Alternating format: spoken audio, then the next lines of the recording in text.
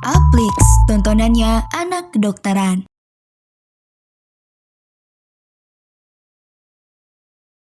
Nah, di video e-learning neurologi kali ini kita akan bahas tentang kejang ya, teman-teman. Nah, ada pun learning outcomes yang kita bahas yaitu tentang definisi, kemudian gejala tanda dari penyakit kejang, serta terapi dari penyakit kejang. Outline-nya kita akan bahas tentang epilepsi, kemudian kita akan bahas tentang status epileptikus. Nah, kita mulai dari epilepsi ya. Nah, apa itu epilepsi? Jadi epilepsi itu adalah per definisi ya paling sedikit terjadi 2 kali bangkitan kejang, di mana tidak boleh ada provokasi ya, tanpa provokasi tidak boleh ada demam atau sebab kejang lain seperti tumor otak gitu misalnya ya. Dan jarak antara dua bangkitan lebih dari 24 jam. Pemeriksaan penunjang epilepsi adalah dengan elektroencephalografi atau EEG. Nah, ini gambaran EEG ya.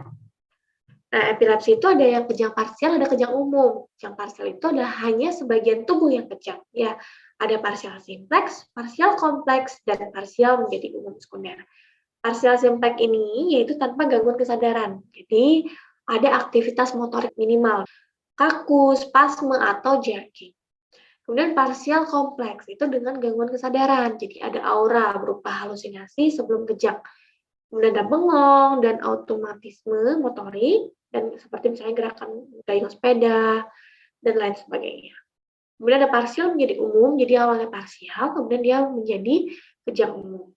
Nah, untuk kejang umum itu kejang seluruh tubuh, ya ada yang tipe absans atau lena atau petit mal, itu seperti orang bengong ya, suka kemudian mengecap-ngecap, jadi dia bengong. Kemudian mioklonik itu kedutan otot, klonik itu gerakan hentak menghentak ya, tonik itu kaku, kalau atonik itu kehilangan tonus, kalau tonik-klonik atau grand mal itu dia kaku kemudian kelenjotan.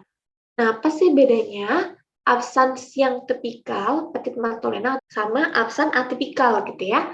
Kalau absen tipikal ya itu sering pada anak-anak, onsetnya tiba-tiba ya, kesadarannya hilang, ada mata berkedip-kedip ya, durasinya singkat, kemudian jenis bangkitannya merupakan tonik-klonik, penyebabnya idiopatik, dan dalam EEG nanti terlihat 3 Hz spike and wave. Nah, ini bisa keluar nih, pernah keluar di Wikipedia. Gambar EEG untuk yang tipikal adalah 3 Hz spike and wave.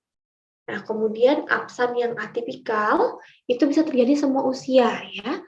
Onset kejangnya itu gradual, kesadarannya sedikit terganggu. Klinis lainnya itu bisa terjadi automatisme atau aura.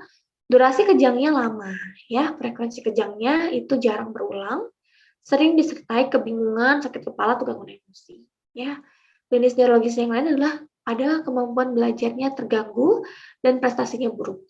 EEG-nya yaitu 2 sampai 2,5 Hz spike and wave, yaitu yang atipikal. Bedanya adalah yang atipikal itu ada gangguan prestasi atau gangguan belajar.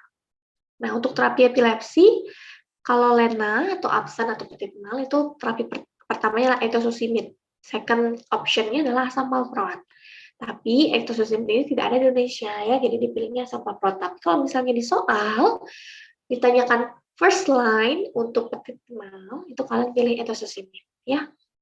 Nah, untuk tonik-klonik atau grand mal, kemudian atonik dan mioklonik itu pilih asam valproat.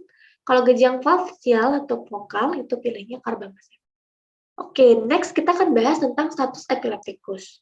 Nah, status epileptikus itu apa? Jadi, status epileptikus adalah bangkitan kejang terus-menerus yang terjadi lebih dari 30 menit atau kejangnya minimal 2 kali tanpa periode sadar antara kejang ya. Dikatakan status epileptikus itu kejangnya lebih dari 30 menit atau minimal 2 kali kejang tanpa sadar ya, tanpa periode sadar. Ada gejala prodromalnya yang bisa berupa perubahan perilaku, berkeringat, kemudian menjadi sensitif, kemudian mengantuk ya. Kemudian gejala selama bangkitan itu ada deviasi mata, gerakan kepala tubuh, lidah tergigit, dan gejala postiktal yaitu pasien bingung, nyeri kepala, atau terjadi torparesis ya.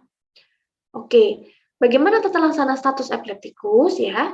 Yang pertama adalah pemberian diazepam rektal, itu ada pre-hospital dan hospital. Sebelum pasien itu tiba di rumah sakit, apabila di rumah atau misalnya di puskesmas gitu ya, kita ketemu status epileptikus, pertama kita kasih diazepam rektal itu 5 mg suppositoria untuk berat badan di bawah 12 kg. Apabila beratnya lebih dari 12 kg, kita berikan 10 mg suppositoria. Maksimal diberikan 2 kali dengan jarak 5 menit. Apabila sudah diberikan diazepam rektal, namun pasien masih kejang, nah nanti dirujuk ke rumah sakit gitu ya, kita berikan diazepam IV ya, 0,2 sampai 0,5 mg per kg/BB atau midazolam ya, 0,2 mg per kg/BB IM. Apabila kejangnya berlanjut ya, kita boleh pilihannya bisa berikan fenobarbital atau phenytoin. Ya, kalau misalnya di awal fenobarbital gitu ya 20 mg, nanti selanjutnya diberikan phenytoin 20 mg per kg/BB. Apabila di awal phenytoin dan kejang berlanjut, yang kedua berikan fenobarbital ya. Nah, ini apabila kejangnya berlanjut itu dikatakan refraktor status epileptikus ya. Untuk refraktor status epileptikus ini nanti terapinya di ICU.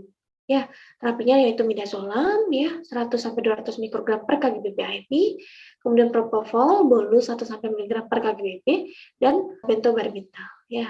Itu udah ranahnya dokter spesialis ya. Nah, kita kuis dulu ya. Pasien laki-laki usia 20 tahun dikeluhkan kejang sejak 1 jam yang lalu. Riwayat demam tidak ada, sebelumnya pasien pernah kejang 1 tahun yang lalu. Saat kejang kaki tangan kaku dan mata melirik ke atas. Apa pusat penunjuk yang tepat? Dia terjadi 2 kali bentak kejang tanpa provokasi. Nah, kita curiga dia epilepsi.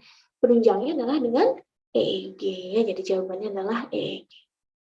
Oke, sekian untuk video e-learning kali ini. Sampai jumpa di video e-learning berikutnya. Bye-bye. Aplix, tontonannya anak kedokteran.